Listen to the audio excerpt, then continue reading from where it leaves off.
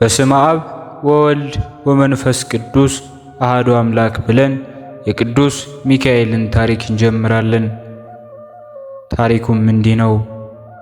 ሚካኤል መልአከ ምሕረት እግዚአብሔር ዓለምን ከፈጠረ በኋላ መላእክትን ፈጠረ። ከፈጠራቸው በኋላም አለቃ ሾመላቸው። አለቃቸውም ሳጥናኤል ይባል ነበር። ሳጥናኤልም እግዚአብሔር ፈጣሪያቸውን ይወቁ ብሎ በተሰወራቸው ጊዜ እኔ ፈጠርኳችሁ ልበላልና እኔ ነኝ የፈጠርኳችሁ አላቸው። ቅዱስ ገብርኤል በያለንበት እንቁም፣ አምላካችን እስከምናገኘው ድረስ አለ። ቅዱስ ሚካኤልም ዝም ብሎ በትዕግስት ቆመ። ሳጥናኤልም ከትዕቢቱ የተነሳ ተረግሞ ካለቅነቱ ተዋርዶ ተባረረ። በእርሱም ምትክ ቅዱስ ሚካኤልን ሾመው። ኃያሉ ቅዱስ ሚካኤልም ሩኅሩህ የዋህ ነው። ቀንና ሌሊትም ለፍጥረት ሁሉ ምሕረትን ከእግዚአብሔር ይለምናል። የሰው ልጅን ጥፋት ሲደርስባቸው ያድናቸውማል። ለሰው በሚያደርገው በጎነት ላይ ለሕዝቡ ታዛዥ ነውና ከቅዱሳን መላእክት አንዱ ሚካኤል ነው እንዳለ መጽሐፈ ሄኖክ ምዕራፍ 6 ከቁጥር 5። ዲያብሎስ የተባለ የሳጥናኤል ሰራዊቶችን ከክፉ ሥራቸው የተነሳ እያሳደደ ያጠፋቸዋል። ከሰማይ ወደ ምድር ሲወርድም ፍጥነቱ መብረቅ ብልጭ ብሎ እንደሚመለስ የእርሱም ፍጥነት እንደዚሁ ነው። ከመንበረ ጸባዖትም ቀርቦ ክፉ ነገር በታዘዘ ቀን ጥቁር ልብስ ለብሶ ይቆማል። ምሕረትም በታዘዘ ጊዜም ነጭ ልብስ ለብሶ እንዲሁ ይታያል። የሰው ልጆችንም ከክፉ ነገር ይጠብቃቸዋል። በእርሱ አምኖ ለሚለምኑትም እንደ መብረቅ ፈጥኖ ይደርስላቸዋል። ለአጋንንትም ጠላታቸው፣ ለሰው ልጆች ወዳጃቸው፣ በነፍስ በሥጋ ዋስ ጠበቃቸው ነውና። ጸሎቱና በረከቱ ከሁላችን ጋር ትሁን። ነሐሴ 12 ቀንም ቅዱስ ሚካኤል ያደረገው ተአምር ይህ ነው። ስሙ ኢዮአቄም የሚባል አንድ ሰው ነበረ። ሚስቱም ሶስና ትባል ነበር። ትንቢተ ዳንኤል ምዕራፍ 13 ከቁጥር 1። ይህችም ሴት እግዚአብሔርን የምትፈራ ነበረች። ወገኖቿም ጻድቃን ነበሩ። እጅግም መልከ መልካም ነበረች። በዚያ ወራት 2 ጎልማሶች ረበናት ከሕዝቡ ሶስናንም ተመኘዋት። ሁለቱም ወደዷት። ምኞታቸውንም ተገላለጡና ብቻዋን ሊያገኟት የሚችሉበትን ጊዜ ተቃጠሩ። ከዚህ በኋላ ቀን ሲጠባበቁ ሶስና በቀትር ጊዜ ከ2 አሽከሮቿ ጋር ወደ አትክልት ቦታ ገባች። አልቧት ነበርና በአትክልት ውስጥ ልትታጠብ ፈልጋ ነበር። በዚያም ተደብቀው ከሚጠባበቋት ከ2ቱ ረበናት በስተቀር ማንም አልነበረም። ደንገጥሮቿም ሽቱና ውሃ እንዲያመጡላት አዘዘቻቸው።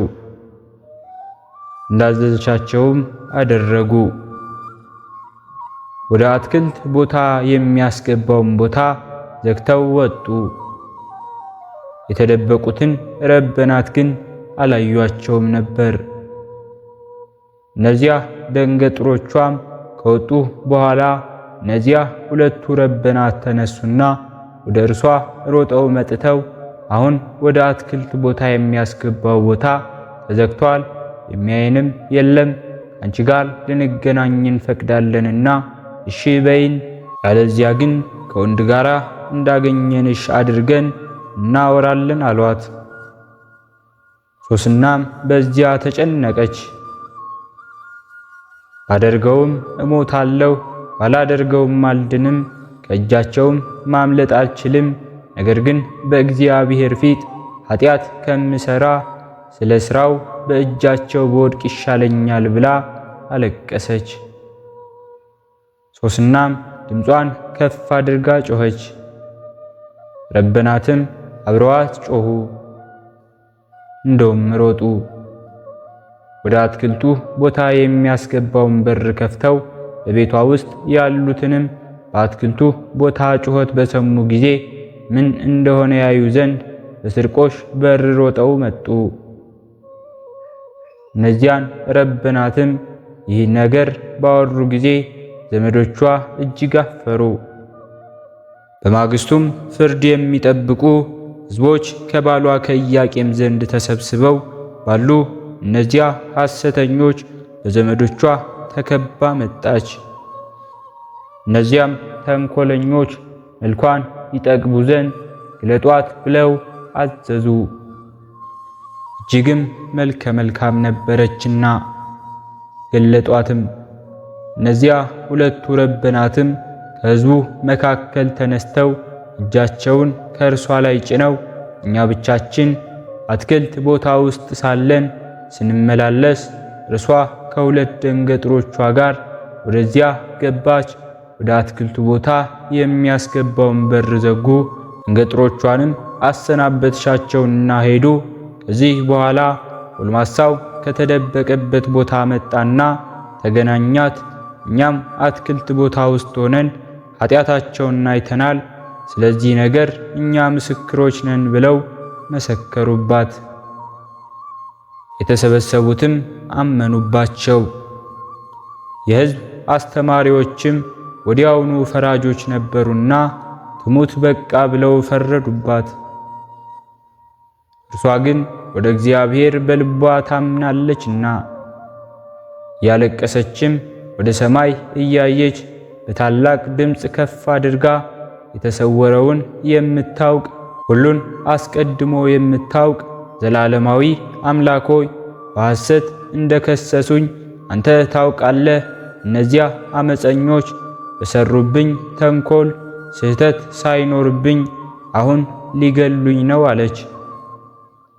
አባቴና እናቴ ጥለውኝ ነበርና እግዚአብሔር ግን ተቀበለኝ እንዳለ ቅዱስ ዳዊት መዝሙር 26 ከቁጥር 12። እግዚአብሔርም ጮቷን ሰማ፣ ወዲያውኑ ሚካኤልን ላከላት። ሰያፊውም ሊገላት ሲወስዳት ስሙ ዳንኤል በሚባል ሕንፃ ላይ መንፈስ ቅዱስ አሳደረባት። በታላቅ ቃልም እኔ ከዚህች ሴት ደም ንጹሕ ነኝ ብሎ አሰምቶ ጮኸ። ትንቢተ ዳንኤል ምዕራፍ 13 ከቁጥር 45። ሕዝቡም በሙሉ ወደ አደባባይ ተመለሱ። ሽማግሌዎችም አንተን አልቆልሃልና በመካከላችን ሆነ ንገረን አሉት። ዳንኤልም ሁለቱን ረበናት ከሕዝቡ ራቅ አድርጎ አንደኛውን ለብቻው ከየትኛው ዛፍ ስር አየሃት አለው። እርሱም ከኮፍ ዛፍ ስር አየኋት አለው። ሁለተኛውም ለብቻው ጠየቀው። ከሮማን ዛፍ ስር አየኋት አለው።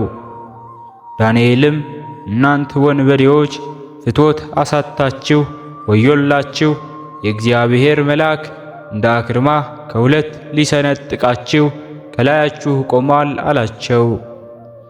ያን ጊዜም የእግዚአብሔር መልአክ ቅዱስ ሚካኤል ሁለቱን ረበናት እንደ አክርማ ሰነጣጠቃቸው። ሶስናም ከሞት ሕዝቡንም ከኃጢአት ከመስራት አዳናቸው። በሚካኤል አማላጅነት ዓለም ሁሉ ይድናልና። ጸሎቱና በረከቱ ከሁላችን ጋር ትሁን። በሁለተኛነት የምናከብረው በዓላችንም አባ ሳሙኤል ዘዋልባን ነው። አባ ሳሙኤል ዘዋልባ ኢትዮጵያዊ ነው። የአባቱም ስም እስጢፋኖስ የእናቱም ስም ዓመተ ማርያም ይባላሉ። በዘመድ የከበሩ ደጎች ናቸው። በአክሱም ምድርም ወለዱት። ባደገ ጊዜም የቤተ ክርስቲያንን መጻሕፍት አስተማሩት። እናት አባቱም በሞቱ ጊዜ ወደ በንኮል ገዳም ገባ። የምንኩስና ልብስ ለብሶ በጾምና በጸሎት እየተጋደለ ኖረ። የሻገተ ጎመንና ከውሃ በቀር አይመገብም ነበር።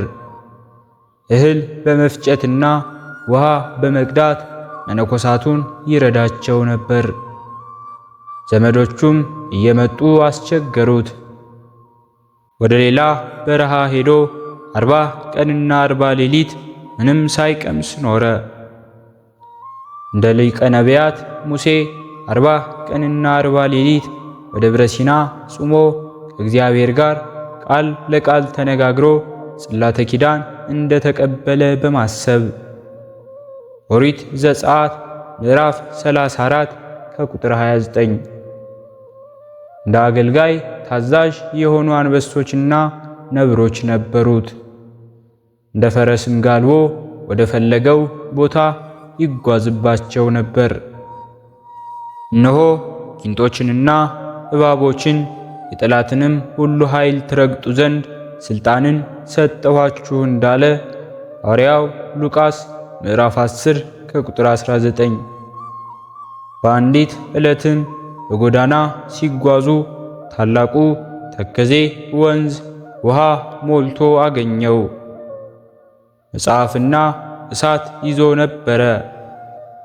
ጸሎትንም አድርጎ ወደ ውሃው ገባ። ውሃውም አጠለቀው። ዘይሬስያ ለባሕር የብሰ ወቤተከዚ ያለፉ በእግር ባሕርን የብስ አደረጋት፣ ወንዙንም በእግር ተሻገሩ እንዳለ ቅዱስ ዳዊት መዝሙር 65 ከቁጥር 6። በእግዚአብሔር ኃይል ተሻገረ። መጽሐፉም እሳቱም ሳይጠፉ አገኛቸው። ከዚህ በኋላ ዋልድባ ወደምትባል ቦታ ገብቶ ገዳም መስርቶ ተቀምጧል። ከዕለታት በአንዲት ቀንም አባ ሳሙኤል ቅዳሴ ሊቀድስ መቅደስ በገባ ጊዜ ኅብስትና ወይን ከሰማይ ይወርድለት ነበር። የእመቤታችን የቅድስት ድንግል ማርያምንም ውዳሴዋን ቅዳሴዋን ሲያደርስ የሰው ቁመት ያህል ወደ ሰማይ ከፍ ከፍ ይል ነበር። ፍልሰቱም ሲቀርብ ጌታችን ኢየሱስ ክርስቶስ እልፍ አእላፍት መላእክትን አስከትሎ የምሕረት ቃል ኪዳን ሰጠውና በስምህ በጎ ለሠራ እስከ 10 ትውልድ ድረስ ምሬልሃለሁ አለው። በነቢይ ስም ነቢይን የተቀበለ የነቢዩን ዋጋ ያገኛል። ጻድቅም ስም ጻድቅን የሚቀበል የጻድቁን ዋጋ ይቀበላል እንዳለ ጌታችን በወንጌሉ። ወንጌለ ማቴዎስ ምዕራፍ 10 ከቁጥር 41። ከዚህ በኋላ ጌታችን ገዳሙን ዋልድባን ባረከለትና በዚህች ገዳም ዓለምን ንቆ የገባ የጾመ የጸለየ ያለምንም ጥያቄ ከአንተ ጋር በመንግሥተ ሰማያት ለዘላለም ይኖራል ብሎ ታኅሳስ 12 ቀን ነፍሱን ከሥጋው በክብር ለያት። ክብር ሞቱ ለጻድቅ በቅድመ እግዚአብሔር እንዳለ ቅዱስ ዳዊት መዝሙር 115 ከቁጥር 5። ነፍሱም መላእክት በዝማሬ በእልልታ አሳረጓት። ሥጋውም በክብር ተቀበረ። ጸሎቱና በረከቱ አማላጅነቱ ከሁላችን ጋር ይሁን። ሕሊናችን በማሰባሰብ አባታችን ሆይ እንበል። አባታችን ሆይ በሰማያት የምትኖር፣ ስምህ ይቀደስ፣ መንግሥትህ ትምጣ፣ ፈቃድህ በሰማይ እንደሆነች እንዲሁም በምድር ላይ ትሁን። የዕለት እንጀራችንን ስጠን ዛሬ፣ በደላችንንም ይቅር በለን እኛም የበደልነውን ይቅር እንደምንል፣ አቤቱ ወደ ፈተናም አታግባን ከክፉ ሁሉ አድነን እንጂ መንግሥት ያንተ ናትና ኃይል፣ ክብር፣ ምስጋና ለዘላለሙ አሜን። እመቤታችን ቅድስት ድንግል ማርያም ሆይ በመልአኩ በቅዱስ ገብርኤል ሰላምታ ሰላም እንልሻለን። በሐሳብሽ ድንግል ነሽ፣ በሥጋሽም ድንግል ነሽ። አሸናፊ እግዚአብሔር እናት ሆይ ሰላምታ ላንቺ ይገባሻል። ከሴቶች ሁሉ ተለይተሽ አንቺ የተባረክሽ ነሽ፣ የማኅፀንሽን ፍሬ የተባረከ ነው። ጸጋን የተመላሽ ቅድስት ሆይ ደስ ይበልሽ፣ ልዑል እግዚአብሔር ካንቺ ጋር ነውና ከተወደደው ልጅሽ ከጌታችን ከመድኃኒታችን ከኢየሱስ ክርስቶስ ዘንድ ይቅርታውንና ምሕረቱን ለምኝልን ኃጢአታችንንም ያሰርይልን ዘንድ ለዘላለሙ አሜን። ስለነበረን ጊዜ ሁሉ የአምላካችን የልዑል እግዚአብሔር ስሙ ዛሬም ዘወትርም የተመሰገነ ይሁን። አነሳስቶ ላስጀመረን አስጀምሮ ላስፈጸመን ለልዑል እግዚአብሔር ምስጋና ይሁን። ውድ የሃይማኖት ሚዲያ ተከታታዮች ከዚህ በላይ እንድንሰራ አገልግሎቱ በሰፊው ይሰጥ ዘንድ በሀገር ውስጥም በሀገር ውጭም ያላችሁ ይህንን መንፈሳዊ ቻናል ላይክ፣ ሰብስክራይብ፣ ሼር በማድረግ ድጋፋችሁን ታሳዩን ዘንድ በትህትና እንጠይቃለን። ያላችሁን ሐሳብ አስተያየት በኮሜንታችን ስር ላይ አስቀምጡልን። ወስብሐት ለእግዚአብሔር ወለወላዲቱ ድንግል ወለመስቀሉ ክቡር። ይቆየን።